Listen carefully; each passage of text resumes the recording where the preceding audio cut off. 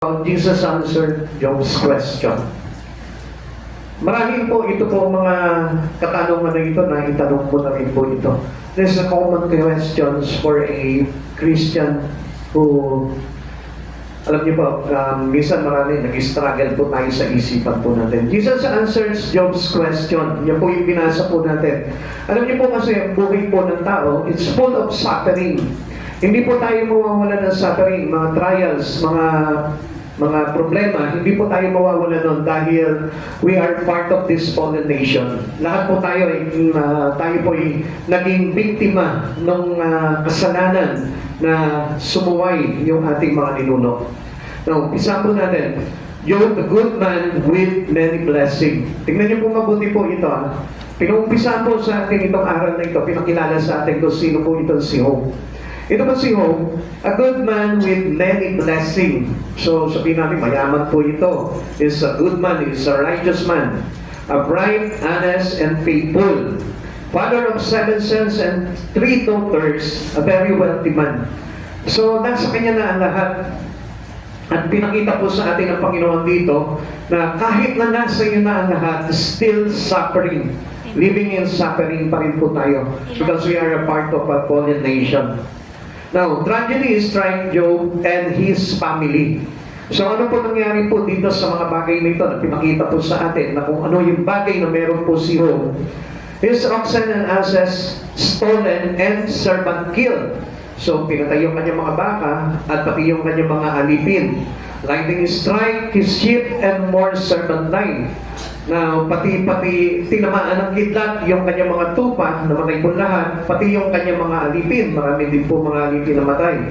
His camel stolen and more servant lost. Yung kanyang mga kabelyo ay ninakaw, nawala po yung kanyang mga alipin. His children die in a storm. His children, ibig sabihin, lahat ng kanyang mga anak namatay. Yung 7 sons niya and 3 daughters namatay po yung sabay-sabay. Wow, oh terrible. Talaga napakabigat po talaga ng tragedy na ito.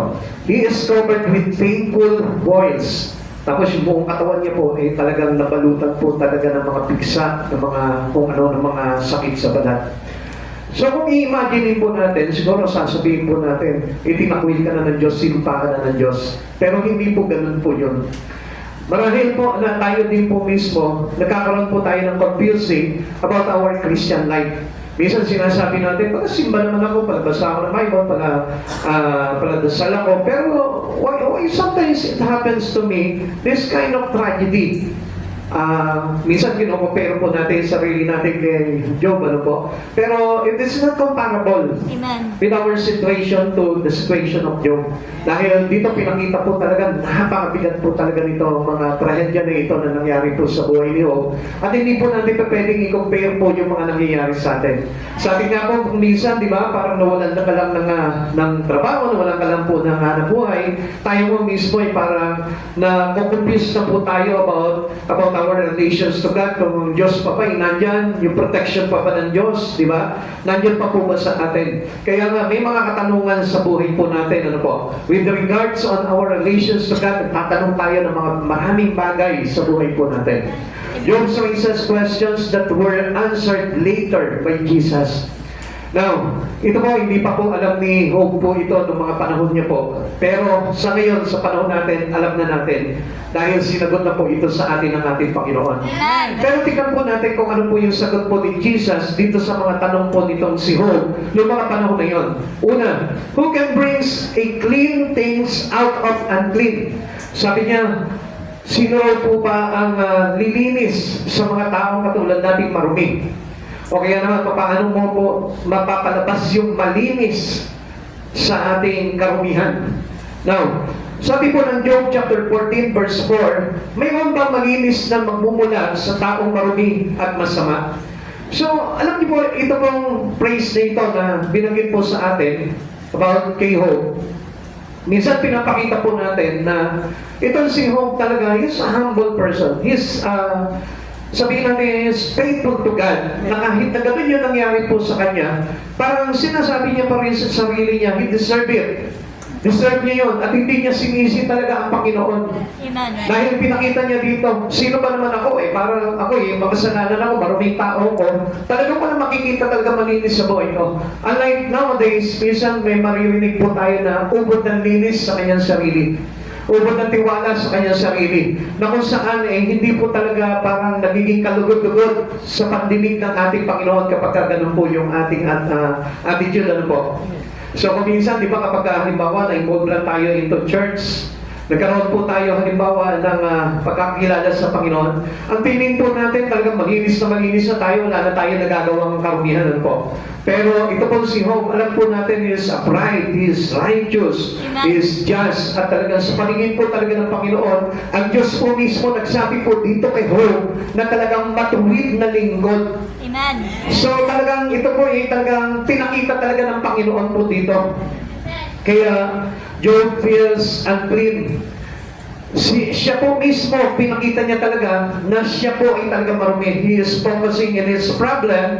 He dreads standing before God. Halimbawa, sabihin po natin kung minsan, ganito po yan, ano po? Tayo po mismo, parang proud pa po tayo sa sarili natin, very confident pa po tayo na humarap sa Panginoon, ano po? Talagang kung minsan, taas na pa po tayo sa Lord, ano? Even though, kahit na nagkakasala tayo, parang sinasabi natin, ito ako, Lord, okay na ako, magaling na ako ngayon, maayos na ako ngayon, malinis na ako ngayon. Pero ito po si Job, pinakita po sa atin po dito na yung takot niya pa rin po na humarap sa ating Panginoon nandun pa rin. Bakit? Because of his unclean. Amen. Siya po ay marumi. Kaya nga, kung papansinin po natin, kung minsan tayo po, inawawalan po tayo ng respeto sa Panginoon sa pagharap natin dahil parang nakakalimutan po natin kung sino po tayo. Ano po? Who can make sinful people clean? Sabi po dito ni Job. Ang tanong niya po dito, who can make simple people clean? Sino ang mayroong kakayanan linisin ang isang taong marumi? So, minsan sa atin, nagtatanong po tayo, akala po natin, we can make it by our own. Kala natin, kaya natin gawin ito. Oy, magpapakabuti na ako, magpapakalinis na ako. Iwasan ko na ito, mga bagay na ito. But suddenly, makikita natin, it fails us. Amen. Tayo po mismo, nagpe-fail po tayo to do it. Tayo po mismo nasisira yung mga bagay na pinangako natin sa sarili po natin. Pero there is only one can do it for us. At yun po ay ang ating Panginoong Jesucristo. Sabi po ng Job chapter 14 verse 3, titignan mo pa ba ang ganitong nilalang? Dadalihin mo pa ba siya sa hukuman? Kumbaga parang hindi na tayo kailangan hukuman eh. Sabi ni Job dito, hukuman pa ba naman tayo? Eh talagang obviously, talagang we felt guilty. Tayo mismo guilty na eh.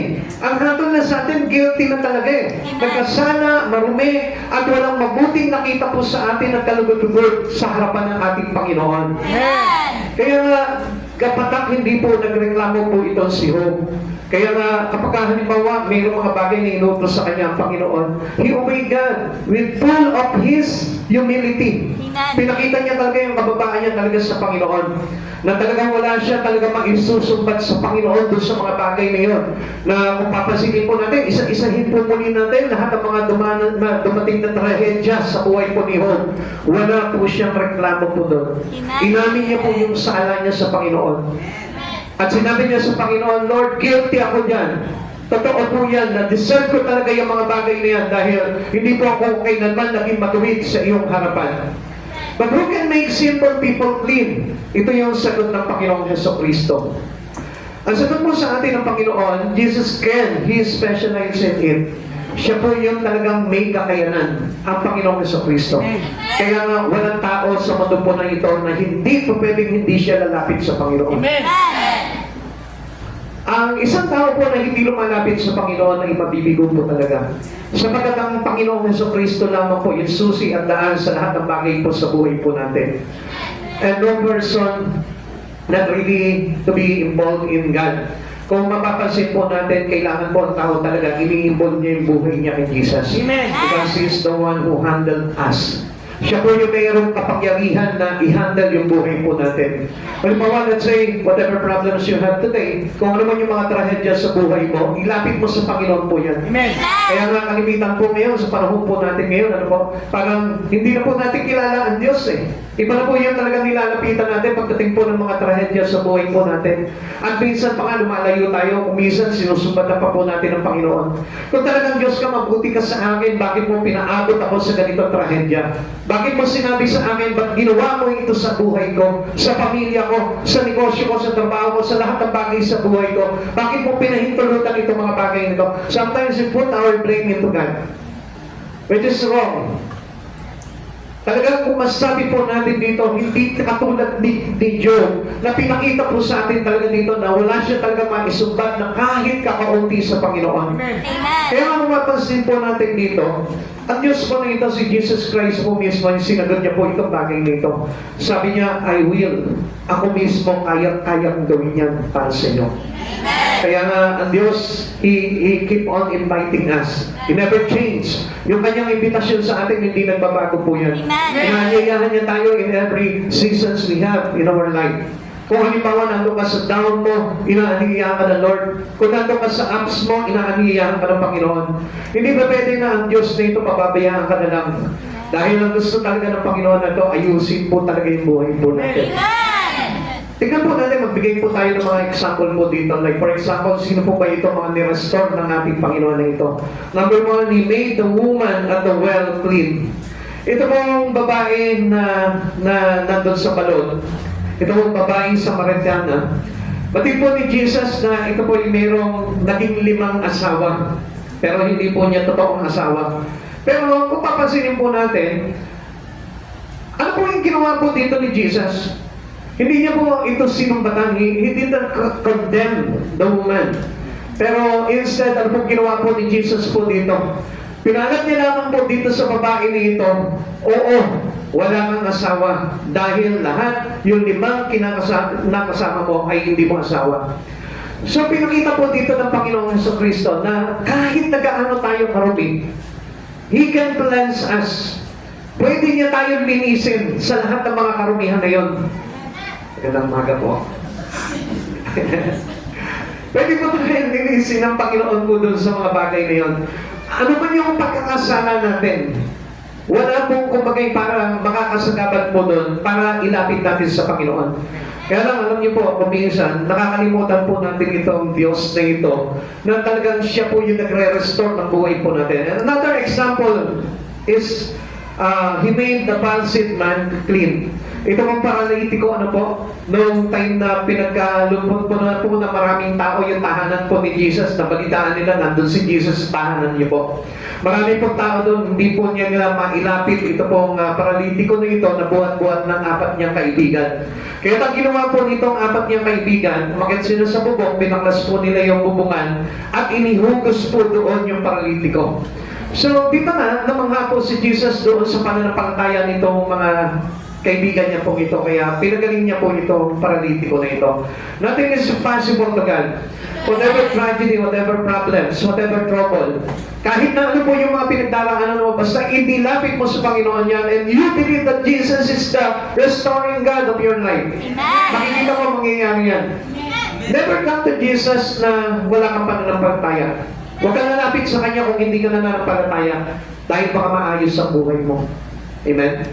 Anong ibig ko po sabihin dito? Kung gusto mo na maayos talaga yung buhay mo, lumapit ka sa Panginoon. Pero kung ayaw mo maayos ang buhay mo, huwag kang lalapit kay Jesus. Dahil si Jesus talaga yung nag-aayos ng buhay ng tao. Alam mo, kahit sa akin po, ng mga panahon po na ako po hindi nakakilala sa Panginoon, magulo ang buhay ko. Pero noong time na lumapit ako sa Panginoon, talagang inayos niya po yan.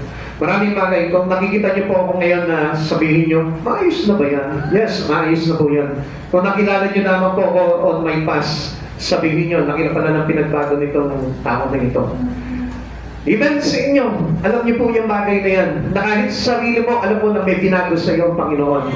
Pero pwede pang lubos-lubosin ng Panginoon yung pagbabago na yun kung totally you submit and surrender your life to Him. Amen. Pag isinuko mo ng buong buo at nagtiwala ka at buong pananampalataya na pinanampalatayaan mo, Lord, every area of my life, papabuhin mo ito, Lord, walang mintis mo ito, mababago po talaga ako. If you allow Jesus to work with you, pag pinahintulutan mo si Jesus, Even though in your busiest time, pag pinahintulutan mo si Jesus, makikita mo, suddenly magkakaroon ng space sa buhay mo ang Panginoon. Magkakaroon ng time sa buhay mo ang Diyos na ito. Kahit sabihin mo, ikaw yung pinaka-busy na tao sa mundong ito. Ikaw yung pinaka-hectic yung schedule mo. Pero gusto ko po malaman po ninyo, kapag binigyan mo ng pagkakataon to restore your time to God, makikita mo, magkakaroon ka ng panahon sa Panginoon. Amen. Di po kasi ako naniniwala na may hahagdan po sa buhay ng isang tao. Dahil kapag lumapit siya sa Panginoong Jesucristo, ang Diyos ang magre-restore ng lahat ng bagay na yun. Not only your failures, not only your tragedy, not only your problems in life, even yung time na hindi mo maibigay sa Kanya, kaya-kayang ibigay sa iyo ng Lord at ayusin ng Lord yung bagay na yun. And another example is, He made crooks and chaos clean. Ito nga ba yung sinasabi ko po sa inyo? Itong si Zaccheo, sa kanyang kaabalahan bilang isang tax collector, nagkaroon pa rin po ng time. Dahil bakit? Because of Jesus. Nung nadaanan po siya ni Jesus, ano po nangyari po dito? Nakita po niya si Jesus, nagkaroon siya ng curiosity kay Jesus dahil nabalitaan niya po yung mga himala kay Jesus at nagbabago ng buhay. Kaya ito po sa Zaccheo po, suddenly nabago po ang buhay po niya. And what was happened to Zacchaeus? Tingnan po natin, Lucas chapter 19 verse 8 to 10. Tumayo si Zaccheo at sinabi niya kay Jesus, Panginoon, ipamimigay ko po sa mga mahihirap ang kalahati ng aking mga kayamanan, at kung ako may nadayang sino man, isasauli ko ito sa kanya at makaapat na beses. At sinabi sa kanya ni Jesus, ang kaligtasan ay dumating ngayon sa sambahinang ito, sapagkat anak din ni Abraham ang taong ito.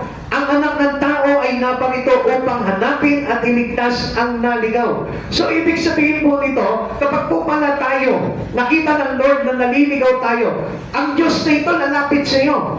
At alam niyo po ba mga kapatid sa Panginoon, kung sino po yung nag-aanyaya sa atin every time na meron pong lalapit sa ating tao, na magiging anyaya sa iyo para makapag-church ka, para makapag-Bible study ka, para turuan ka ng salita ng Diyos. Wala pong iba kundi ang ating Panginoong Jesucristo. Hindi po tayo kailangan mag-doubt na talagang ang Diyos ang naghahanap sa atin. Sapagkat every moment in our life, ang Diyos nakabantay pa lamang po sa atin yan. Kaya tingnan niyo po yung restoring power ng Lord dito kay Zaccheo. Alam niyo po, ito po si Zaccheo, itong supo ito, greedy. Napakasakit po nitong tao na ito, nandadaya siya sa paniningil ng buwis. Pero nung nakilala niya, obviously, ang Panginoon Jesucristo, nagkaroon ng suddenly change sa buhay niya. Amen. Yung pagiging greedy niya, isinuko niya sa Panginoon. Amen. Yung anong sinabi niya po dito, isasauli ko ito sa kanya ng makaapat na beses. Isasauli niya yung mga nadaya niya. At alam niyo po ba ang ibig sabihin nun? Ito po yung proof na talagang binago siya ng Lord. Amen. Kaya kung mapapansin po natin, even in our attitude, nagkakaroon po ng proof na ang Diyos talaga dumating sa buhay mo. Kaya kung halimbawa meron kang masamang ugali, makikita mo, para masabi mo na talagang ang Diyos tinanggap mo sa buhay mo, there is a proof, there is a changes, there is suddenly na mayroong mangyayari sa buhay mo na pagbabago sa buhay mo. Kaya kapag tinanggap mo talaga si Jesus sa buhay mo, nilapit mo yung buhay mo sa Panginoon, makikita ko mayroong talagang prepa talaga ang Panginoon na na-restore ka talaga ng Diyos. Yung dating buhay mo, di ba napuno ka ng bisyo? Nire-restore ng Lord dyan. Makita ka po sa Panginoon niya na kapag talagang tinanggap mo si Jesus sa buhay mo, ikaw mismo, hindi ka na magkakaroon ng interest doon sa mga bisyo mo na yun. Ikaw mismo, hindi ka na magkakaroon ng interest doon sa mga bagay na masasamang ginagawa mo yun. Although alam po natin na tayo po minsan nagkakasala tayo. Pero sabi po sa atin ng Lord, when we sin, come to Jesus. Meron may trouble, come to Jesus. Kung meron po tayo mga trahedya, come to Jesus. At Jesus na ito, siya po yung talagang kailangan po natin sa buhay po natin. Alam niyo po, kaya nga po, dito tuloy po natin, ano po, kaya nga po, sinabi po dito sa verse 9, at sinabi sa kanya ni Jesus, ang kaligtasan ay dumating ngayon sa sambayanan ito sapagkat anak din ni Abraham ang taong ito. Tingnan niyo kung paano po yung relation po dito kung bakit sinabi po ni Jesus, anak din ni Abraham. Baka ikaw ay anak din ni Abraham. Tingnan po natin po yun, kung ano po yun dito. Kasi alam niyo po, kaya sinabi po dito ng ating Panginoon, anak din ni Abraham ang taong ito. Kasi dito po, kapag tayo po pala, dumating sa buhay natin si Jesus, nagbukas ka ng puso, ibig sabihin po niyan, yung pong pananampalataya ni Abraham, which is our father in faith. Amen? Amen. Because Abraham is the father of faith. So, ibig sabihin, kapag ikaw pala ay nagkaroon ka na ng sinidlan ka na ng pananampalataya kay Jesus, yun na po yung tinatawag na anak ka din ni Abraham. Amen. So we belong to Abraham already. At alam niyo po ba kung ano yung pangako po dito? Bakit talagang noong araw po ay talagang mariin nila sinasabi that you are belong to Abraham? Ang sabi po dito, kung ikaw ay kay Kristo, ikaw ay kabilang sa lipi ni Abraham at tagapagmana ng lahat ng ipinangako. Kasi lahat ng pangako na ni Yahweh ay parang dito kay Abraham. Amen. At sa kanyang mga lipi at sa kanyang mga inapo. Amen. Kaya po sinasabi dito, until the day to day, kapag ikaw may pananampalataya sa Panginoon, you become one with Abraham. Amen. Tayo po ay nagiging kabilang sa children of Abraham. Tayo po ay nagiging anak ni Abraham. Amen? Kaya nga mahalaga yung ating pananampalataya because Abraham is the father of faith. Kapag ikaw ay meron kang pananampalataya, tayo ay naligtas sa pamamagitan ng pananampalataya kay Kristo at ipinipilang tayo sa lipi ni Abraham. Amen. Amen. Kaya huwag kayong magtaka po doon, bakit ganun? Pilipino ako, si Abraham Udyo. Paano ako magiging anak ni Abraham? Because of our faith. Amen. Abraham is the father of faith. Kaya kung lumaganap sa buong sangkatauhan, kahit sa mga Gentiles, sa mga Grego, sa mga Romano, pag umanat yung pananampalataya kay Kristo, we belong to the children of Abraham. Amen. Abraham. Amen? Amen. Yan. Kaya sabihin mo ngayon, ang tatay mo na ngayon si Abraham. Ang tatay mo na ngayon si Abraham. Sabi mo, pag yung tatay mo hindi nananampalataya kay Kristo, ayoko na sa iyo, hindi na ikaw ang tatay ko, si Abraham na ang tatay ko. Hindi. Joke lamang po yung makaitakwid niyo yung mga tatay niyo. Dali niyo po sila para maging anak din ni Abraham po ito. Jesus will make you clean if you trust Him. Pag nagtiwala po tayo, tingnan niyo po, ito po si Abraham, di ba? Si Abraham nagtiwala sa Panginoon kahit sinabi po sa kanya ni Yahweh, ihandog mo sa akin yung kaisa-isang anak mo. Hindi po siya nag-doubt. Dinala niya po sa bundok ng More, ito po si Isaac, siya pa po yung tagabuhan po ng panggatong, ano po, pero hindi niya alam siya po yung ihahandog. Hindi po nag-doubt po ito. Hindi siya nag-confuse dahil alam niya po na talagang he trusted God. Amen. Alam niyo, tayo din po mismo, hindi po tayo mag-confuse sa ating pananampalataya kung talagang totoong nagtitiwala tayo sa Panginoon. Amen. Like, alam niyo po, yung ginagawa po natin dito, yung isinusulong po natin church building, tayo po talagang living by faith lamang po tayo because we are children of Abraham. Wala po tayong hawak, pero naniniwala ako ang Diyos na magpapalabas po nito. Amen. Dahil kung mapapansin po natin kay Abraham po mismo, ano po, hindi naman po talaga na ihandog ito si Isaac. Ano pong ginawa po doon kay Isaac? Kaya nga po, nagkaroon po tayo ng kasabihan, di ba? Sa salita po ng Diyos na God will provide. He is our Jehovah Jireh. Amen. Kaya po tayo nagkaroon po ng ganoon dahil ang Diyos po ang magpo-provide doon. Hindi po ito po si Isaac yung inihandog, kundi nagpakita po siya ng isang ram. Amen? Amen. Hindi tandaway ram, ha? Ram yung lalaking po. Amen. So, ganun din po tayo. Pagka tayo trusted tayo sa Panginoon, tayo po ay nagtitiwala sa Panginoon. Alam niyo po ba, yung ating mga yung ating maitutulong pagdating sa pagpapatayo po nitong templo na ito, ay sigurado rin naman ang Diyos din po magpo-provide po. Basta we are trusting God in our life. Amen. In the whole of our life, kailangan magtiwala ako sa Panginoon. Alam niyo po, madali lang po buhay ng tao kung tayo po ay may tiwala sa Panginoon. Kaya wala pa po natin talagang i-underestimate po yung kapangyarihan, yung God's sovereignty sa buhay po natin, or else wala po magiging saysay talaga yung pananampalataya mo. Yung halimbawa, takot ka mamasahe dahil pupunta ka, magpupuri ka sa Panginoon. Alam niyo po, hindi po pagtitiwala sa Lord po yun. Dapat kahit na wala kang pera, magtiwala ka sa Panginoon. Sige, tuloy mo pa rin yung mga bagay na ginagawa mo pagdating sa Panginoon.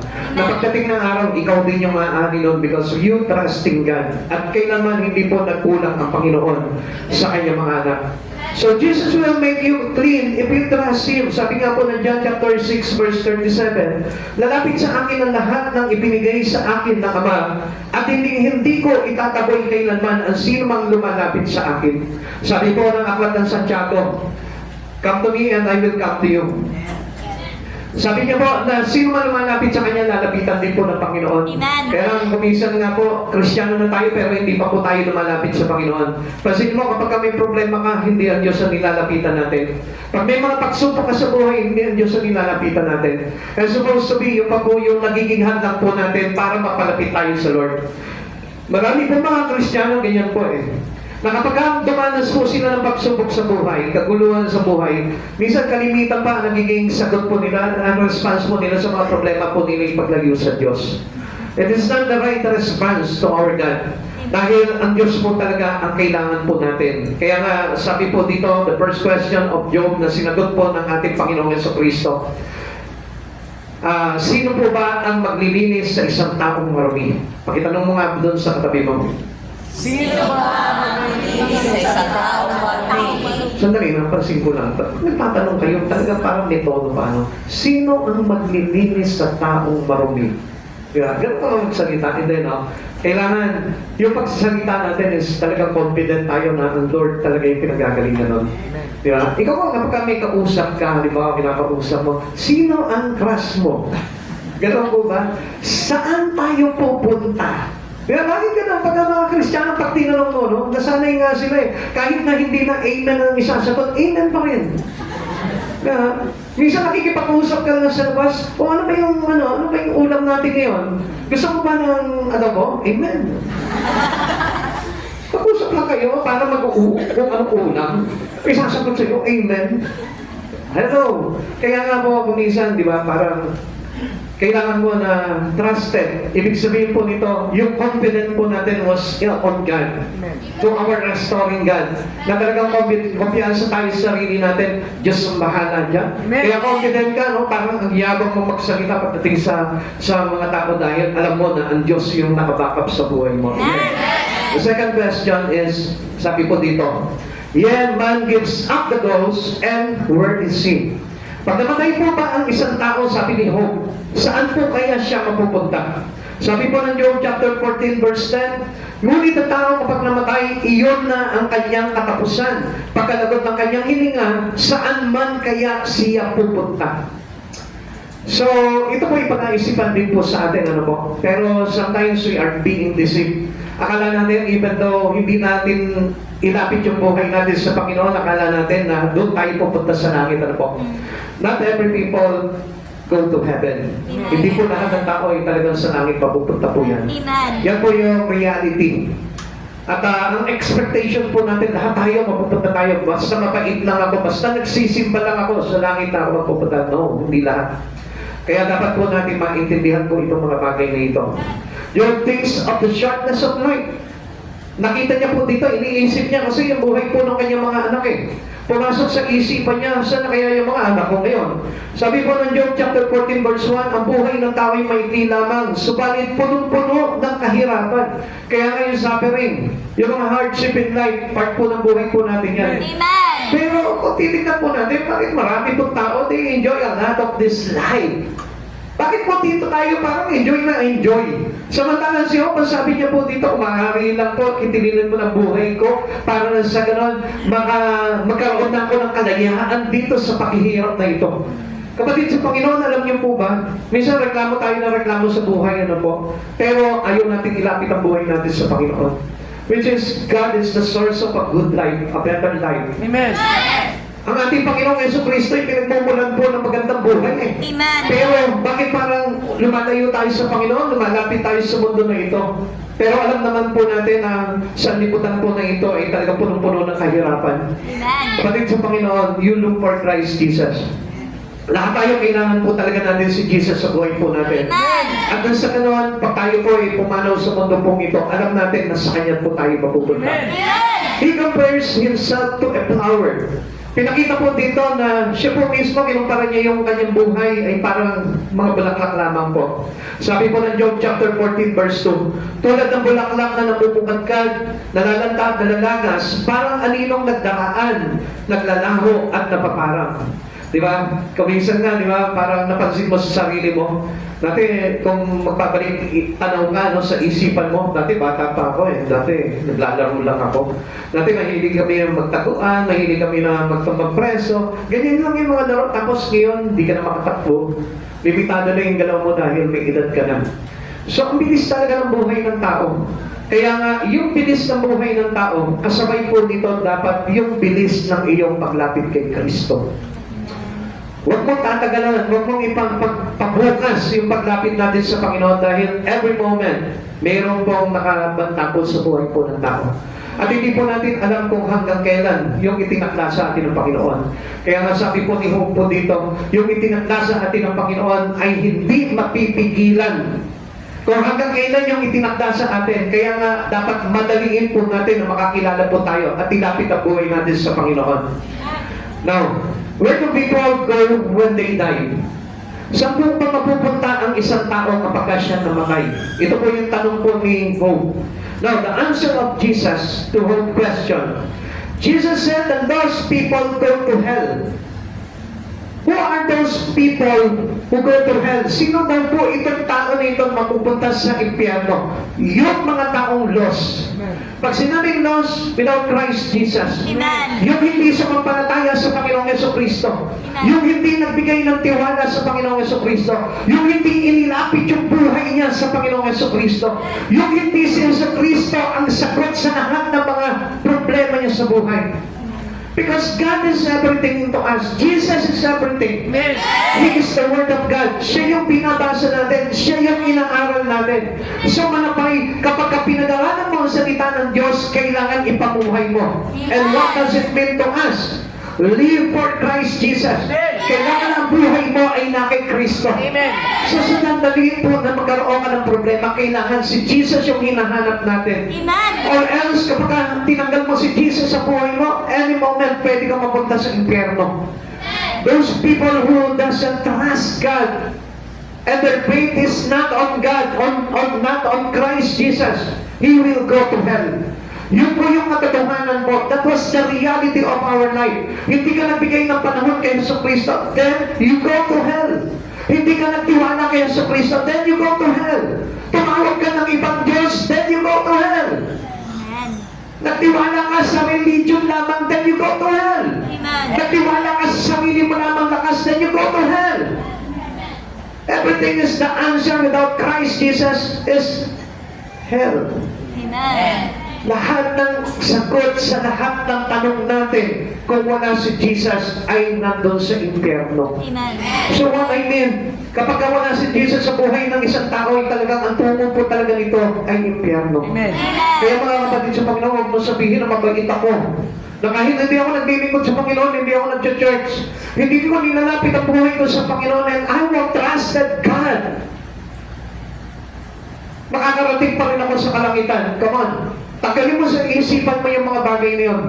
Kahit na hindi ako mag-repent sa mga kasalanan ko, mapupunta pa rin ako sa langit. Come on, hindi po totoo yan. Hindi sinabi ni Jesus yan. Amen. Sabi ni Jesus, yung mga unrepented sin po natin, yan po yung maglalagay sa atin doon sa impyerno. Yung mga pamumuhay po natin sa masama, yan ang pwede maglagay din sa atin sa impyerno. Bakit? Nasabi po ng Panginoon po sa atin, ang nagpapatuloy sa kasalanan ay kapon ng Diablo. So ang Diablo ay wala po sa langit. He go to hell someday, soon. Ikukulong po sila doon sa impyerno. Kasama itong mga sinungaling. Kasama po itong mga tao na nagpakasawa, nagpakasasa sa kasalanan. Amen. Kaya nga kapatid sa Panginoon, if you want to go to heaven and to avoid hell, lapit mo yung buhay mo sa Panginoon. Huwag mo mawala ng gana pagdating sa mga bagay sa Panginoon dahil ang kaaway po talaga hahadlangan ka. Number one, ay ilalagay sa'yo katamaran. Talagang we expect yung katamaran po talaga sa isang Kristiyano kapag lumalapit ka sa Panginoon. Kaya hindi mo napapansin, di ba? Sa ibang bagay, sipak-sipak po natin, kung mapapansin po natin. Pero pagdating sa Lord, nakakatamad. Wala ka namang gagawin, uupo ka na naman sa church. Pero tinatamad ka pa rin. Pupunta ka lang sa church, pagkalapit-lapit nga ng church, pupunta ka lang dyan. Pero kapag halimbawa, tatawid ka ng 3 bundok, hindi ka napapagod. Hindi ka nagdadalawang isip, naku, baka mamaya, wala tayong pamasahe doon, wala tayong pagkain doon. Pero pagdating sa church, nakakainip yan eh. Ang dami natin dahilan. Alam po natin yun. Because there is someone who hindered us when we go to Christ Jesus. Kaya nga kahit yung buhay mo hindi mo maibigay sa Panginoon eh. Nag-aalinlangan ka. Kahit yung time mo hindi mo maibigay sa Panginoon, nag-aalinlangan ka. Kaya nga mas una sa iyo yung mga bagay na ginagawa mo kaysa unahin ng Diyos. And expecting na meron ka pananampalataya sa Panginoon. No, drop it. Itapon mo yung kaisipan mong gano'n. Na hindi ka gumagawa sa Panginoon, na hindi ka lumalapit sa Panginoon, na hindi ka nananampalataya sa Panginoon, and then maliligtas ka pa rin. Drop it. Amen. Bitawan mo yung mga bagay na yun. Dahil ang totoo po talaga, if you want to secure your salvation and someday you go to heaven, basahin mo ang Biblia at sundin mo kung ano yung mga nakasaad na hinihingi sa atin ng Panginoon. Amen. Sabi po ng Mateo 10:28, huwag ninyong katakutan ang pumapatay ng katawan, ngunit hindi naman nakapapatay ng kaluluwa. Sa halip ang katakutan ninyo ay ang Diyos na may kakayanang pumuksa ng katawan at kaluluwa sa impyerno. Kaya nga yung fear of God is the beginning of new knowledge. Amen. Bakit? Dapat na malaman mo na ang Diyos ang may-ari ng lahat ng bagay. Amen. May-ari ng buhay natin, may-ari ng kaluluwa natin. At na kapag halimbawa, pagka hindi pinahintulutan ng Diyos itong bagay na ito sa buhay mo, wala kang magagawa. Amen. Kaya nga nasa Diyos ang kapahintulutan. He will judge us righteously. Amen. Sapagkat ang Diyos na ito nakakita ng lahat ng bagay na ginagawa natin. He saw our heart. He see our heart transparently. Kaya kapatid sa Panginoon, huwag mong sasabihin na kahit naman hindi ako nag-church, maliligtas ako. Come on, drop it. Huwag ganun yung mga magkikaisipan natin. Kahit natamad ako sa pagbabasa ng Bible, tamad ako sa pagpe-pray, maliligtas ako, may ambag ang Diyos. His mercy endures forever. Yes, totoo po yan. Pero hindi niya kinalugdan kailanman yung mga taong tamad. Actually, sabi niya nga sa mga taong tamad, huwag pakainin eh. So, ibig sabihin, pagka hindi ka pinakain, mabubuhay ka ba? Hello? Hello? Amen? Kaya nga mga kapatid sa Panginoon, dapat alam po natin yan. Lost people go to hell. Lahat ng mga taong ayaw lumapit sa Panginoon, sa impyerno po ang pupunta po niyan. Jesus gave a glimpse into hell. Kung babasahin po natin Luke chapter 16 verse 19 to 31. Ito po yung mayaman kay Lazaro. Basahin po natin. Nandiyan pa po ba tayo? Amen! May isang mayaman nagdaramit na mamahalin ng sagana sa pagkain araw-araw. At may isa namang pulubing nagngangalan Lazaro, tagtad ng sugat at nakalupasay sa may pintuan ng mayaman upang mamulot kahit mumong nahuhulog mula sa hapag ng mayaman, at doon nilalapitan siya ng aso at dinidilaan ng kanyang mga sugat.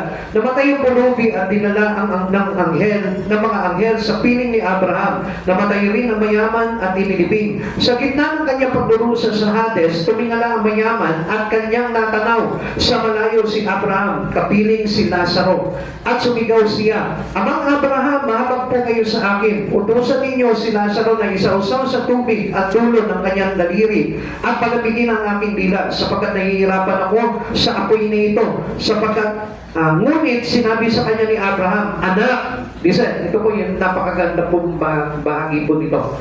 Verse 25, ngunit sinabi sa kanya ni Abraham, Anak, alalahanin mo, nagpasasa ka sa buhay sa ibabaw ng lupa, at si Lazaro ay nagtiis ng kahirapan. Ngunit ngayon inaaliw siya rito, samantalang ikaw na may nagdurusa. Higit sa lahat, inilagay sa pagitan natin ang isang malaking bangin upang ang mga narini ay hindi makaparian at ang mga nariyan ay hindi makaparani. At sinabi ng mayaman, kung gayon po, Amang Abraham, ipinamamanhid ko po sa inyong papuntahin si Lazaro sa bahay ng aking ama, sapagkat ako'y may 5 kapatid na lalaki. Paparoonin nga ninyo siya upang babalaan sila at nang hindi sila humantong sa dakong ito ng pagdurusa. Ngunit sinabi sa kanya ni Abraham, nasa kanila na ang sinulat ni Moises at ang mga propeta. Pakinggan nila ang mga iyon, hindi ito sapat ang mga iyon, tugon niya. Ngunit kung pumunta sa kanila ang isang patay at muling mabuhay, tatalikdan nila ang kanilang mga kasalanan. Sinabi sa kanya ni Abraham, kung ayaw nila pakinggan ang mga sinulat ni Moises at ng mga propeta, hindi rin nila paniniwalaan kahit ang isang patay na muling nabuhay. So, ano po ba yung pinapakita po dito? Yung hell ay para sa mga taong ayaw manampalataya sa Diyos. Amen. Yung hell, yung ayaw maniwala sa salita ng Diyos. Amen. Sapagkat dito po mismo, ipinakita po dito, hindi sila naniwala. So, kahit na bumangon ng isang patay at ipahayag sa kanila ang salita ng Diyos, hindi na po sila talaga maniniwala. Bakit? Nasa atin na po ang lahat. So, ibig sabihin, napakinggan na po natin ang salita ng kaligtasan. Nakilala na natin ang Panginoong Jesucristo pero hindi pa rin po tayo lumapit. Nagpakilala na sa atin ang Panginoong Jesucristo as the restoring God, as our salvation, as our Savior, as our God Himself. Amen. Pero hindi pa rin po natin inilapit ang buhay natin sa mundong ito. Nagpakasasa pa rin po tayo sa kayamanan ng mundo. Nagpakasasa pa rin po tayo sa kasalanan ng sanlibutan ito. Kapatid sa Panginoon, God is warning us. Ang Diyos nagbababala po sa atin sa panahon po na ito, na kapag inuukol lamang po natin ang buhay natin sa magpapayaman dito sa mundong ito, we are going to hell. Amen. Tayo po mismo, mahuhulog tayo sa impyerno. Amen. Kahit sabihin mo, nagsisimba naman ako paminsan-minsan, come on, that is not the real thing na hinahanap sa ating Panginoon. Amen. What is the real thing? Yung tayo po mismo, makipagtiis tayo. Na huwag po tayo makiisa sa takbuhin ng sanlibutan ito. Amen. Huwag tayo makiayon sa takbuhin ng sanlibutan ito at ilagak natin ang buhay natin sa ating Panginoon. Amen. Kaya nga po, kung minsan, alam nyo, ang kinakatamaran ng tao, yung mga bagay sa Panginoong Jesucristo na maglalagay sa kanila sa kaligtasan. Subalit yung mga bagay dito sa mundong ito na maglalagay sa kanila sa impyerno, yun pa po yung kanilang pinagsisikapan at pinagtitiisan sa buhay. Amen. Kapatid sa Panginoon, I want you to wake up. Mag-isip po tayo sa katotohanan. Amen. Kung gusto mo na mapunta ka sa langit, kung gusto mo na ang buhay mo pagkatapos dito sa mundong ito ay mapunta doon sa piling ng ating Panginoong Jesucristo, gawin mo yung nararapat na sinasabi ng kautusan. Gawin mo yung nararapat na nabasa mo sa Biblia at napakinggan mo sa mga nangangaral ng salita ng Diyos. Amen. Sapagkat mariin na sinabi po dito ni Abraham, dito sa taong mayaman na ito, na kahit na bumalik ang isang patay, mabuhay at babalaan po sila, hindi po sila makikinig talaga. Amen. Sapagkat nasa atin na po ang choice sa oras na ito. Alam natin na maikli lamang ang buhay. Ipinahayag na sa atin ang Biblia na ang ating buhay is very short in this world. Kaya nga, ano sabi po sa atin ni Job? Ang sabi sa atin, hanggat tayo'y nabubuhay, madaliin natin na ilapit ang buhay natin sa Diyos. Amen. Sapagkat He is the restoring God. Amen. At sa Kanya po tayo makakasupong po talaga ng kaligtasan. Jesus said, save people, go to hell. Ang lahat na po ng mga naligtas ay doon sa langit mapupunta. Now, sino po ba itong mga naligtas na ito? Ikaw yung tapat sa Diyos. Ikaw yung nananatili sa Diyos. Ikaw yung nagpapagal para kay Kristo. Ikaw yung nagbibigay ng buhay. Ikaw yung nagsuko ng lahat ng kasalanan mo para sa ating Panginoong Jesucristo. Ikaw yung naging masunurin sa kanyang mga salita. Ikaw yung patuloy na nagiging kaisa ni Jesucristo sa lahat ng bagay dito sa mundong ito. Kaya nga kapatid, involve your life to God. Amen. Commit your life and whole things in you. Commit to God. Amen. Dahil ang Diyos po yung hahawak ng mga bagay sa buhay mo. Even sometimes, alam nyo nga po, ang Diyos pa po, minsan pinagkakakitan natin ng mga bagay sa buhay natin eh. Minsan yung lakas natin, inuubos natin sa ibang bagay, pero pagdating sa Diyos, wala tayong tinitira. Minsan yung mga bagay-bagay sa buhay natin, ikinakakit natin sa Diyos, pero sa mundo, sige lang tayo. We are open to the things in the world, but close into God. Hindi mo ba natin napapansin yun? Minsan meron tayong time, marami tayong time pagdating sa mga bagay sa sanlibutan, pero pagdating sa Lord, ang ikli ng oras mo. At wala tayong maibigay sa Panginoon. And then expecting someday that I will go in heaven with my Christ Jesus. Come on. Drop it. Huwag mong isipin yung mga bagay na yun. Isang pagdaraya lamang po yung para si Satan mismo ang makasama mo pagdating ng araw. Kaya nga kung ano yung mga pinapahayag po sa atin accordingly sa salita ng Diyos, gawin mo yung bagay na yun, sundin mo yun dahil yun yung maglalagay sa atin sa buhay na walang hanggan.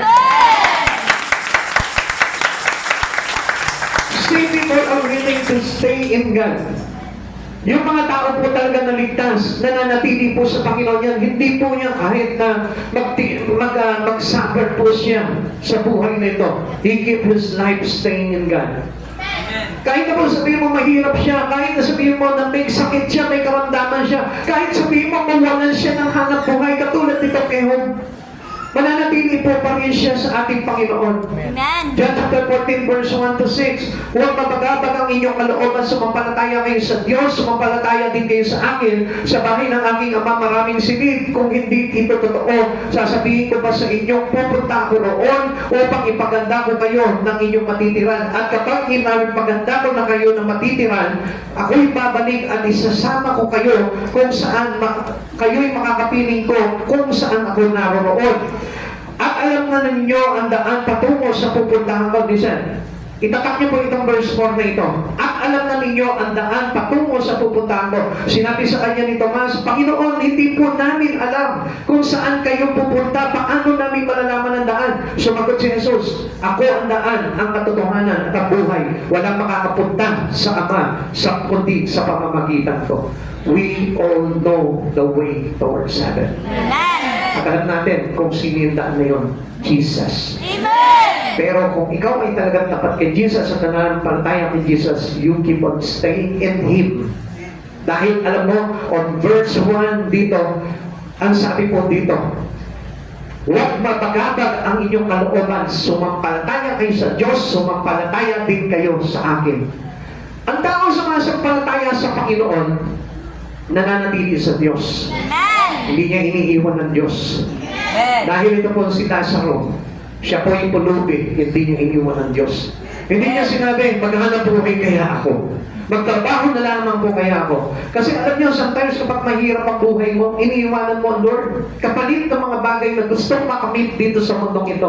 Kapag hindi po ganun ang pananampalataya. Amen. Ang pananampalataya, whatever tragedy in life, hindi mo iiwan ng Panginoon. Amen. Compare with Job, nakita niyo po si Job, namatayan ang lahat ng anak.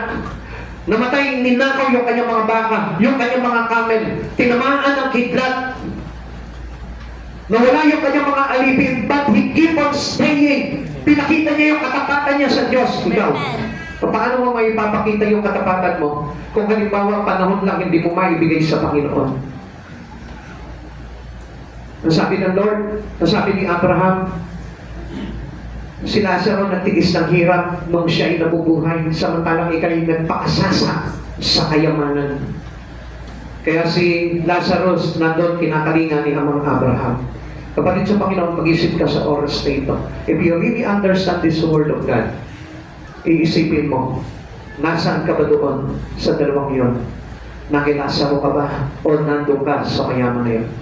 Hindi naman nangangahulugan magpakahirap tayo sa mundong ito. Kundi dapat sa kalagayan po natin ngayon, nagsisikap tayo at nagtitiis tayo na mailapit ang buhay natin sa Panginoon. Amen. Hindi naman gusto ng Lord na maging punubi tayo. Ang gusto ng Panginoon, yung maging mayaman tayo sa mga bagay kay Kristo. Amen. Amen. Hindi tayo kailangan mag-struggle doon. Kailangan ba magpakahirap ako para mapunta lang ako sa langit? Kailangan ba maging pulubi ako katulad ni Lazaro para mapunta ako sa langit? Hindi naman yun ang hinahanap ng Lord. Ang pinapakita ng Lord po dito, yung marunong ka magtiis, marunong ka magbigay ng buhay mo para sa Panginoon. Hindi yung nagpapakasasa ka lang na walang Diyos. Hindi yung nagpapayaman ka lang na walang Diyos. Hindi yung nag-aabala ka lang sa buhay na ito na walang time sa Panginoon. Yun yung gustong malinaw na maintindihan ng mga tao ngayon. At yun yung gusto niyang mailagay sa puso ng mga tao ngayon, na kahit nag-aano ka kaabala sa buhay na ito, magkaroon ka ng sapat na panahon para sa Panginoon, para gugulin mo sa Panginoon yung buhay mo. Hindi yung totally na talagang kinakalimutan natin ng Diyos kapag tayo'y abala sa buhay. Kapatid sa Panginoon, it is the worst attitude of a Christian. Yung busy ako, Lord wala akong panahon. Come on, you need to be faithful to Him. Amen. Paano mo maikukomit yung buhay mo sa Panginoon? Dahil Christians to be in God are those Christians who committed their life to Him. Yung nag-commit lang ng buhay kay Jesus. Yun lang yung mayroong kasiguraduhan. And commitment means yung buhay mo kahit kamatayan ay naging Kristo. Amen. O sige, para mapatunayan ko po sa inyo. Tingnan po natin yung sinabi ni Pablo po dito. Philippians chapter 1 verse 21 to 23. Sapagkat para sa akin, ang buhay ay para kay Kristo at ang kamatayan ay pakinabang. Kung ako'y nananatiling buhay, ito'y pakinabang sapagkat marami pa ako magagawa mabuting bagay. Hindi ko ngayon malaman kung alin ang aking pipiliin. May pagkatalo sa loob ko. Nais ko nang pumanaw sa mundong ito upang makapiling si Kristo sapagkat ito ay lalong mabuti. Tingnan niyo po yung sinabi po dito ni Paul. Siya po mismo sa mamatay at mabuhay. So, ibig sabihin, he commit already his life to God. Amen. Hindi siya nawawala sa Panginoon. Mabuhay siya, he keep on pleasing in God. Mamatay siya, matutuwa siya dahil makakapiling niya ng Diyos. Kapatid sa Panginoon, minsan tayo natatakot tayo mamatay dahil hindi pa tayo mayaman. Natatakot tayo mamatay dahil may mga pangarap ka pa para sa mga anak mo. Lord, bata pa yung anak ko. Lord, hindi pa nakaka-graduate yung anak ko. Wag mo muna akong kukunin. Pero ano sabi ni Pablo po dito? Sa mamatay at mabuhay, pakinabang sa Kanya. Amen. The is to live, and the Christ is live. Kapatid sa Panginoon, gusto ko maisip niyo itong mga bagay na ito. If you want to go in heaven, pagkatapos ng buhay mo dito, i-commit mo yung buhay mo sa Panginoon. Amen. Mabuhay ka, maging pakinabang ka sa Panginoon. Amen. Mamatay ka, matunga ka dahil mapupunta ka kay Kristo. Amen. Pero kung hindi ka nabigay ng panahon sa Panginoon, papaano kapag ka ikaw ay pumanaw? Saan mapupunta yung buhay mo? Kaya nga gusto ko po malaman nyo, ang Diyos hindi basta-basta laging iniiwanan niya. Amen. Dapat lagi mong kasama sa araw-araw yan. Dapat hindi mo pinababayaan yung oras mo na wala ka para sa Panginoon. Amen. Dapat sa araw-araw yung oras mo mayroong kang bahagi para sa Panginoon. Amen. Hindi pwede sabihin, paano po stop, busy ako sa trabaho ko, and then, passion God. Busy ako sa pag-aaral ko, marami akong project, marami akong mga assignment. Then, trust in God. Amen. Kaya wala kasi yung pagtitiwala natin sa Panginoon eh. Kaya ang akala po natin, mawawala yung mga bagay na yun kapag hindi tayo nag-focus doon.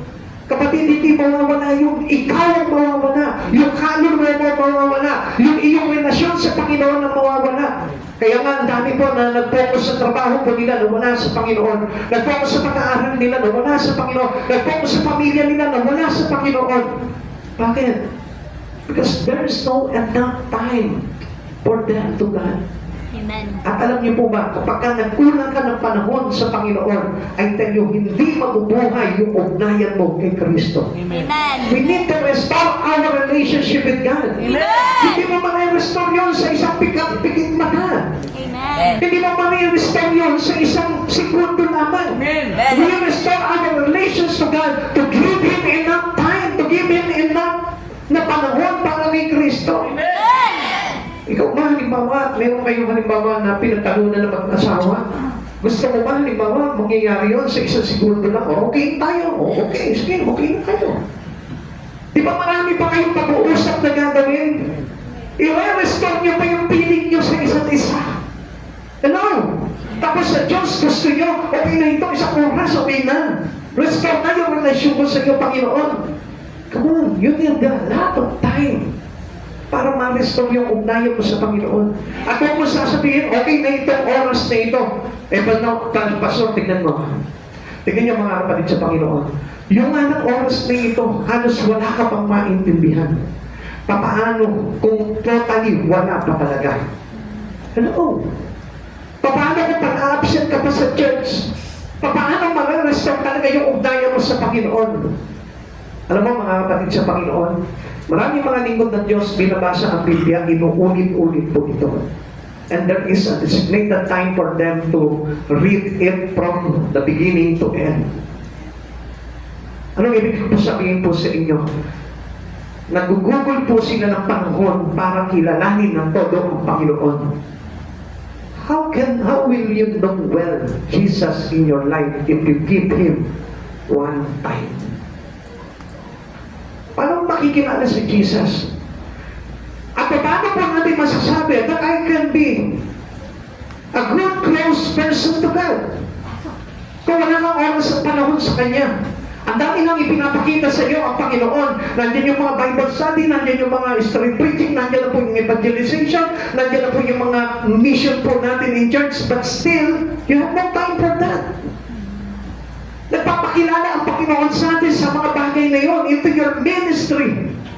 Amen. Amen. Into your church, into your fellow Christian. Nagpapakilala ang Panginoon po sa atin, pero kalimitan wala tayong time doon. Kaya nga kay Pablo, sa mamatay at sa mabuhay, pakinabang sa Kanya. Amen. Yan po yung commitment. Amen. And without Christian commitment to God, I tell you, it is hard for us to be one in heaven. Amen. Mahirap po yun. Huwag po kayong umasa. Tingnan niyo pa po yung sinabi po dito ni Pablo sa 2 Corinthians chapter 5, verse 8. Malakas ang aming loob at mas gusto pa naming iwan ang katawang ito na aming tinatahanan ngayon upang manirahan sa piling ng Panginoon. Di sila natatakot. Alam niyo kung bakit? Because they are confident. Dahil alam nila, kilala na nila ng lubusan ang Panginoon Jesucristo. Amen. Ito ang tanongin kita.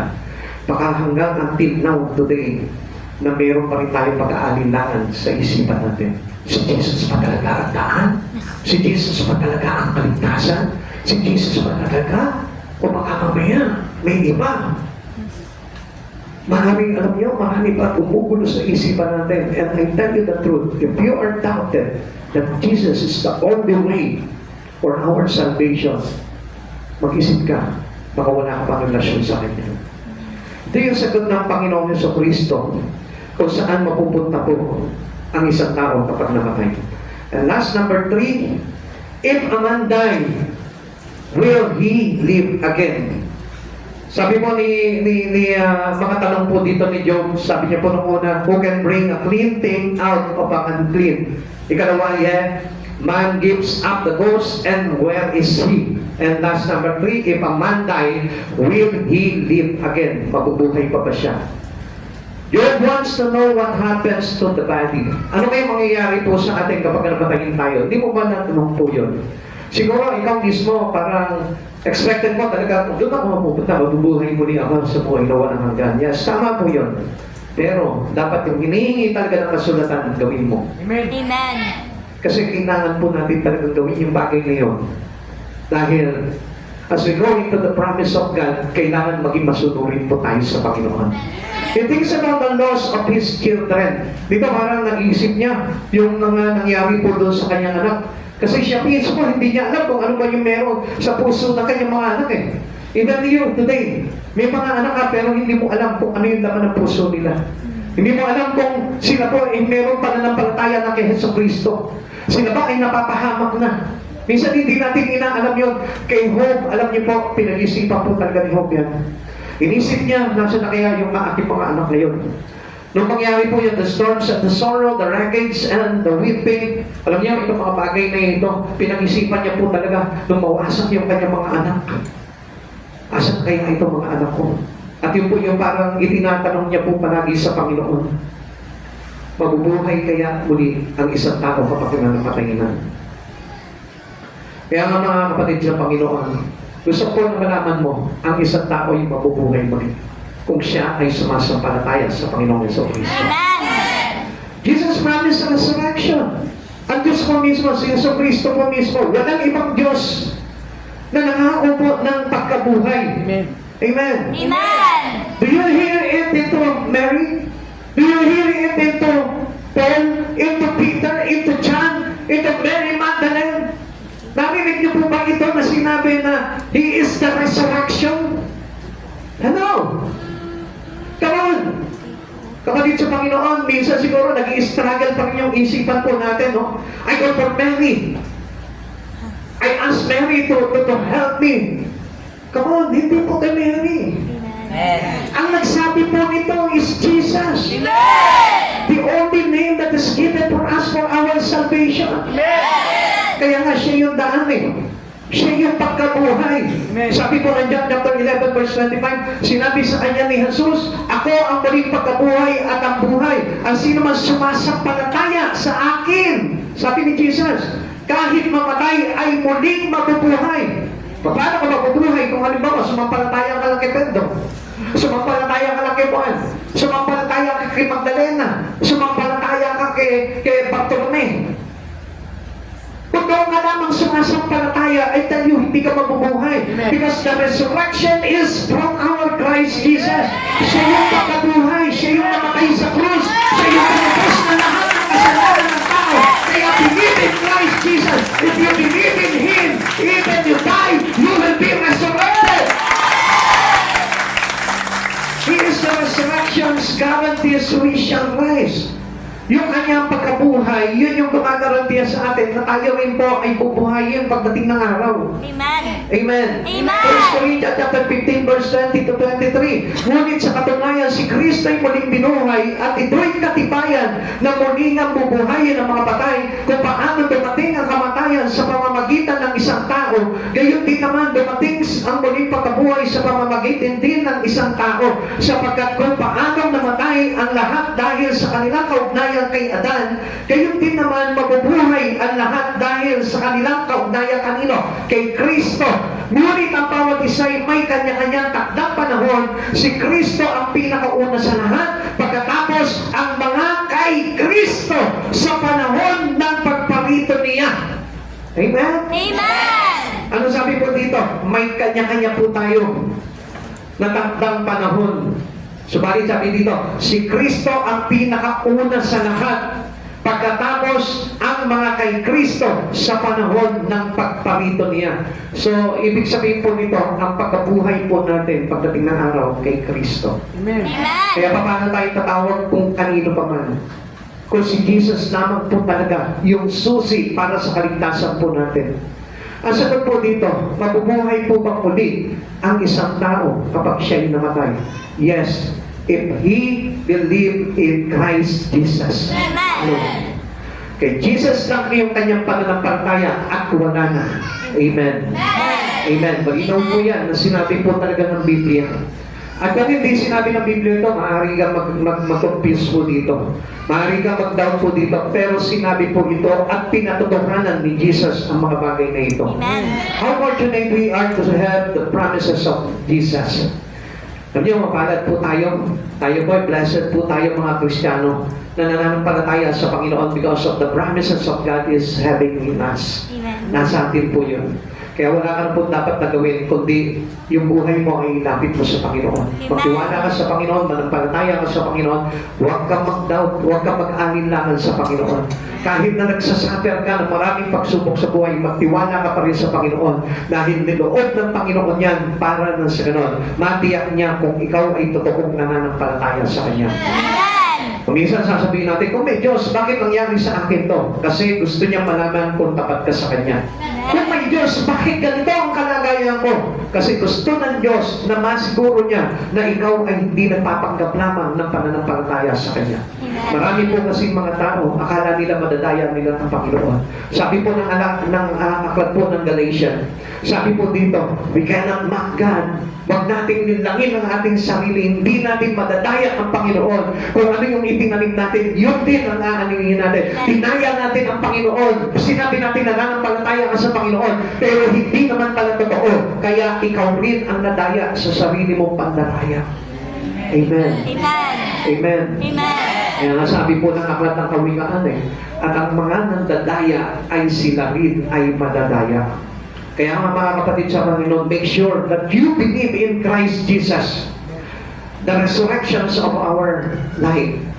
Kaya mga kapatid sa Panginoon, kung ikaw mismo, may doubt ka pa rin sa buhay mo, kung bakit ganyan ang buhay mo, nagda-doubt ka pa rin na totoo kaya yung mga pangako ng Diyos, na totoo pa rin yung pangako ng Diyos na He will provide everything I need. Kapatid sa Panginoon, hindi ka ba nagtataka? Tinitiyak sa iyo ng Panginoon kung ikaw ay totoong nananampalataya sa Kanya. Kung bakit meron ka suffering, kasi tinitignan ng Panginoon kung talaga totoong nagtitiwala ka sa Kanya. Si Job, matuwid na tao si Job. Si Job, tapat sa ating Panginoong Jesucristo. Si Job, tapat kay Yahweh. Pero sinubok pa rin po siya ng mga trahedya na yun. Namatay yung kanyang 10 anak. Ninakaw yung kanyang mga ari-arian. Nawala lahat ng mga kanyang alipin. Pero anong nangyari po dito? Hindi siya tumalikod at napatunayan niya sa Panginoon na siya'y tapat magpakailanman sa ating Panginoon. Kapatid sa Panginoon, kung bakit meron ka mga bagay na pinagdaraanan ngayon, sinusukat ng Diyos kung talagang tapat ka. Sinusukat ng Diyos kung talagang ang puso mo ay talagang nasa Kanya. Kapatid sa Panginoon, do not be confused. Dahil ang Panginoon, alam niya kung ano yung mabuti para sa atin. Amen. Kung nagtataka ka kung bakit yung iba mayayaman at ikaw ay mahirap, yung iba yun ang problema, ikaw ay may problema. Sa kabila ng iyong kapaglapit sa Panginoon, nandun pa rin yung problema. Dahil gustong siguraduhin talaga ng Panginoon na ikaw ay talagang totoong lumalapit sa Kanya. Amen. At kapag napatunayan ng Panginoon na ikaw ay tapat sa Kanya, asahan mo yung buhay na walang hanggan pagdating ng araw sa iyo. Amen. Such clear promises were not known to Job. Noong mga panahon na yun, hindi po alam ni Job po yun. Pero sa panahon po natin ngayon, it is not excuses anymore. Because we read the Bible. Ipinahayag na sa buong mundo ang salita ng Diyos. Narinig mo na rin yan. Ilang taong ka na nagsisimba. Pero compare with Job, si Job, hindi niya alam yung mga bagay na yun, pero nagtiwala siya ng buong katapatan sa Panginoon at hindi niya iniwan ng Diyos. Nagpuri siya sa kahirapan at kaginhawahan. Amen. So, alam, marami po mga Kristiyano ngayon, pagkakaroon ng problema, iiwan na ang Diyos, hindi na mag-church, lalayo na sa Panginoon, hahanap na ng ibang Diyos nila. Kaya mga kapatid sa Panginoon, if you want to be saved, stay in Christ Jesus. Manatili ka sa ating Panginoon kahit na ano pa man yung mga bagay na daanan mo sa buhay nito. Kaya kay Job, alam niyo po yung pangyayari na yun, Job faith begins to increase. Lumago pa po yung pananampalataya ni Job. He is a just man. He is upright. Matuwid na tao ito si Job. Mananampalataya, he trusting God. But still, yung pangyayari na yun, nagpalago pa ng pananampalataya nitong si Job. Amen. Yan yung isang bagay na tinuturo sa atin ng Panginoon na kapag kami pinagdaraanan ka, magturo sa iyo para lumago pa yung pananampalataya mo kay Kristo. Amen. Kaya ka nagkakaproblema, kaya ka nagsasuffer. Dahil gusto ng Lord din ito na panaguin pa, pag-ibayuhin pa yung pananampalataya mo sa Kanya. Amen. Amen. Dahil ayaw ng Lord yung fake faith. Ayaw ng Diyos yung pagpapaimbabaw ng pananampalataya. Gusto ng Lord yung pinag-uukulan mo siya ng halaga. Pinag-uukulan mo siya ng pansin. Pinag-uukulan mo siya ng panahon sa buhay mo. Kaya nga gusto ko po na malaman mo we cannot restore by God kung kulang yung panahon na ibinibigay mo sa Kanya. Your faith begins to increase. Sabi po ng Job chapter 14, verse 14 to 15, kung ang tao ay mamatay, siya'y kaya'y muling mabubuhay, ngunit para sa akin paglaya ko sa hirap na ay aking hihintayin, ikaw ay tatawag at ako'y sasagot sa iyong nilikha, ikaw ay malulugod. Dapat na pagdating po ng panahon na yun, nagsuffer ka, dapat ang maging resulta nun, malugod sa iyo, Panginoon. Nagka-problema ka nitong oras na ito, dapat pagkatapos ng problema mo, malugod sa iyo ang Panginoon. Kaya po, umisa, natatapos ang problema po natin, pero natatapos din ang relasyon natin sa Lord. Kaya hindi nalulugod ang Panginoon. Dapat kapag ka nagka-problema ka, dapat kapag ka natapos yung problema mo, dapat malugod sa iyo ang Panginoon at makita sa iyo ng Panginoon, you will stick to Him. Kahit na anong mangyari, kahit na anong pagdaanan, nandun ka kay Kristo, nananatili ka, nagpupuri ka, nagpapailan ka. Amen. That will be God in your life. Huwag kayong mong iiwan ng Panginoon. Huwag mong iisang tabi ang Panginoon sa buhay mo kahit anong mga suffering mo. Magbigay ka ng panahon, magbigay ka ng pagtitiis sa ating Panginoon. Huwag masasabihin, ang hirap naman magpunta sa church. Mas mahirap pa po ba yan sa mga suffering ni Job? Mas mahirap pa po ba yan sa mga dinanas ng mga alagad? O higit sa lahat, we confess to Christ Jesus, mas mahirap pa ba yung mga bagay na dinaranas mo? If He is our God, if He is our Savior, be like your Savior. Kailangan maging katulad ka ng Savior natin. Kung paano siya nagtiis ng hirap, dapat ikaw, yung simpleng hirap na pinagdaraanan mo ngayon, pinaglalabanan mo yan at pinagkakagumpayan mo yan. Because our God, our Savior is a victorious God. Kaya nakakita sa iyo ng pananampalataya.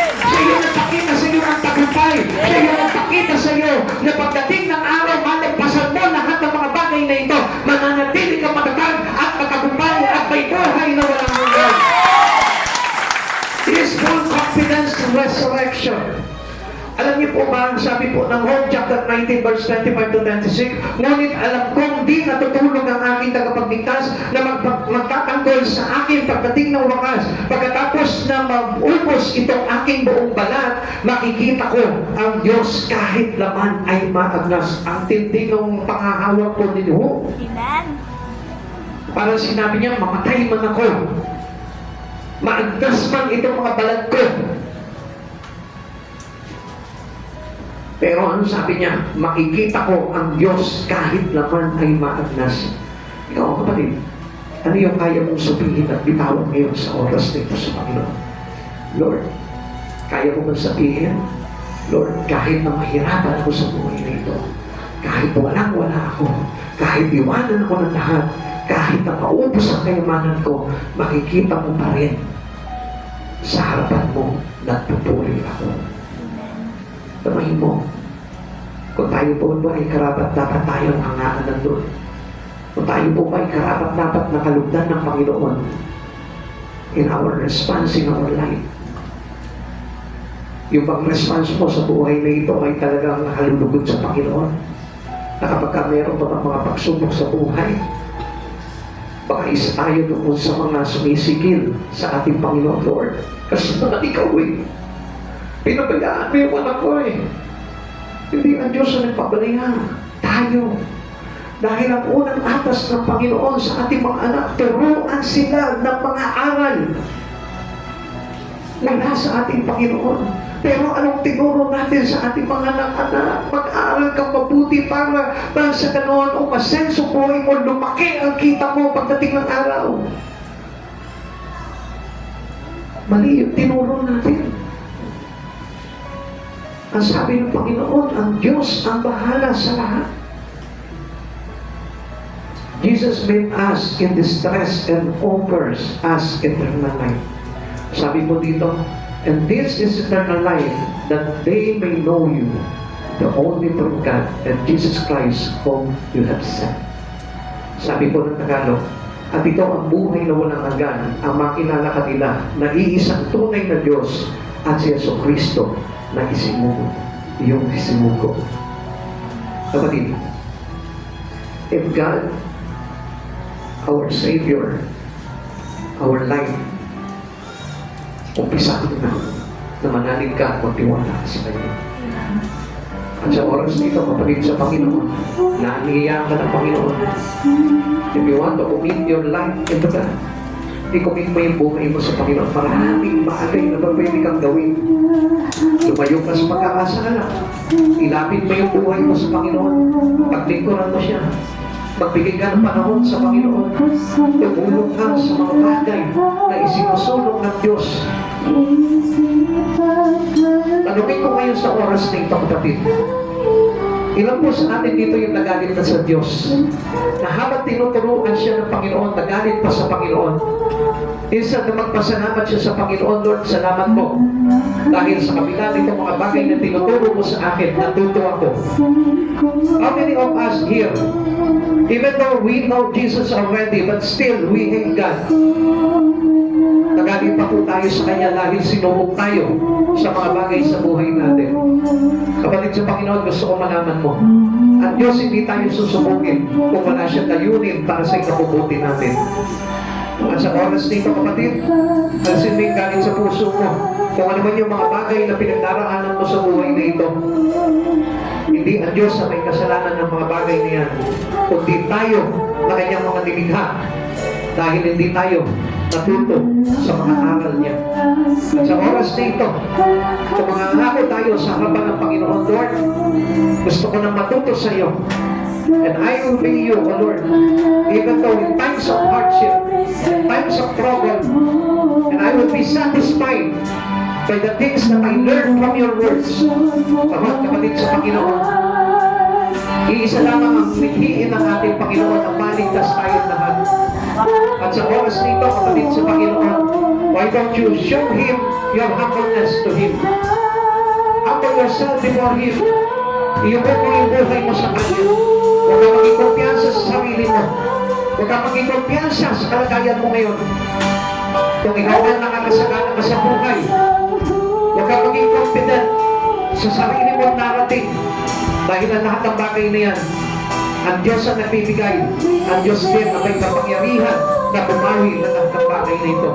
At sa oras na ito, kapatid, ang tinitignan ng Panginoon ay yung katatagan ng mga taong sumasampalataya sa Kanya. Hallelujah, glory to Christ Jesus.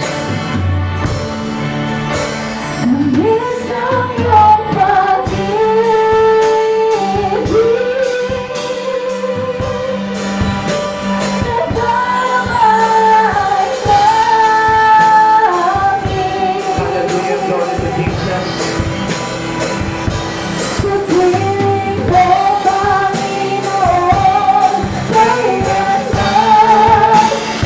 Sinabi ko, kung ay bakal na sa Kristo, pagtiwala ka sa Kanya ng buo, puso at lubusan, at mapapalaka ka sa buhay na ito at kailanman. Trust in the Lord with all your heart, and not lean on to your own understanding. Jesus is the answer. Jesus is the way, the truth, and the life. And all is given in you. That no one comes to the Father except through Him. Restore your relationship to Jesus. Pero ito, buhayin mo ang relasyon mo sa Panginoon. It is the best answer to every questions of you. Not doubting you. Kapatid sa Panginoon, pagtiwala mo sa Panginoon. Diyos ang kailangan mo bawat isa.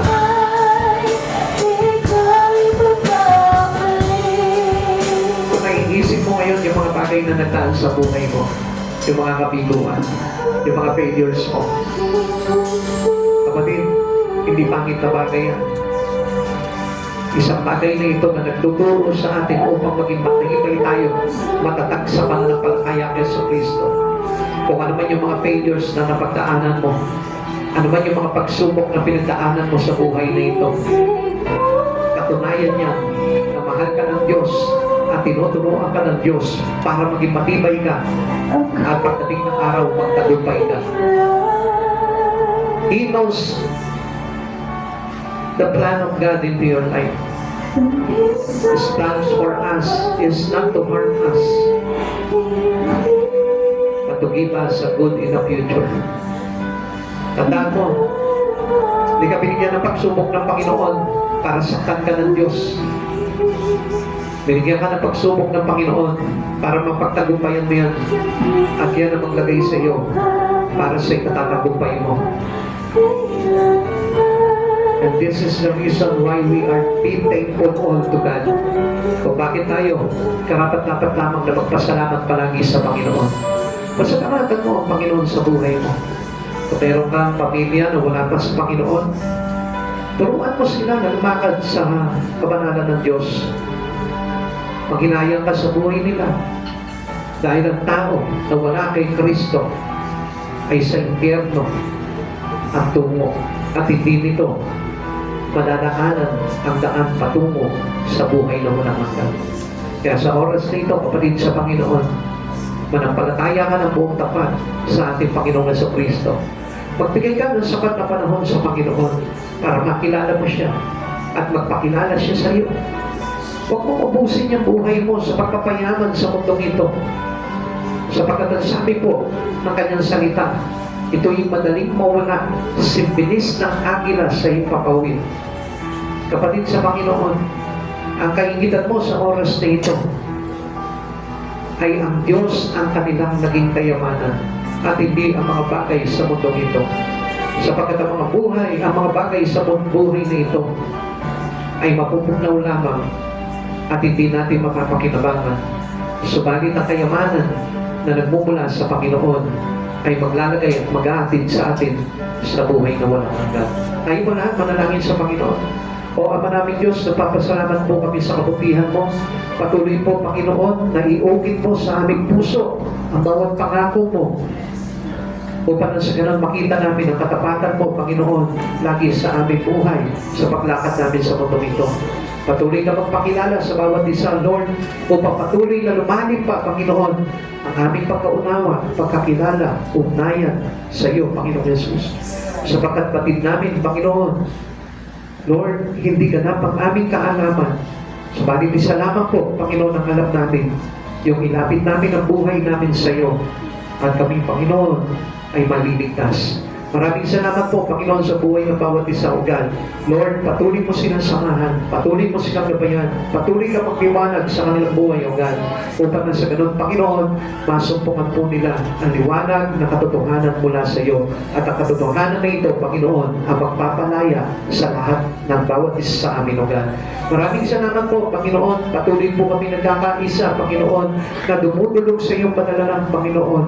Natulungan po po kami, Panginoon, sa aming mga proyekto, Panginoon, upang maisulong namin, Panginoon, ang nais mo, Panginoon, ang plano mo sa church na ito, Lord, upang makapagpatayo kami, Panginoon, ng panambahan at doon maipon, Panginoon, ang mga mananampalataya sa iyo, O God, sa pamamagitan ng church na ito na ipinagkatiwala ko po sa amin, O God. Lord, buong responsible kami, Panginoon, na pagtutulong-tulong, Panginoon, at iingatan ang mga bagay na inatas mo sa amin, O God. Salamat po, dakilang Diyos, idaloy mo po lamang, Panginoon, ang iyong channel of blessing, Panginoon, sa bawat isa, Panginoon, sa church na ito, Lord, upang nang sa ganon, maipatapos po namin ang church na ito, Lord, nang mapapurihan ka at masamba ka namin, Panginoon, sa buhay nito. Maraming salamat po, dakilang Diyos. Salamat po sa iyong kapurihan. Salamat sa iyong biyaya. Salamat sa iyong pagpapalang. Muli po, God, sa iyo po namin ibinabalik ang lahat ng papurit pagsamba sa tanging pangalan mo po lamang, O Diyos. At Lord, patuloy din po namin inihiling sa iyo na ingatan mo po kami sa aming pag-uwi, Panginoon. Lord, mapayapa mo kami ihatid, Panginoon, sa aming mga pupuntahan at maging sa aming pag-uwi sa aming mga tahanan, O God. Lord, safe and sound, O Lord, kasama ka namin, Panginoon, at libo-libo mong magdidigmang anghel sa langit na nangawit magbabantay sa aming mga daraanan. Salamat po, dakilang Diyos, sa iyo ang kapurihan. To God be the highest glory in Jesus' name. Amen and amen. God bless po sa inyo lahat. Muli po, papakalala ko lamang po, bago po tayo magsiuwi. Doon po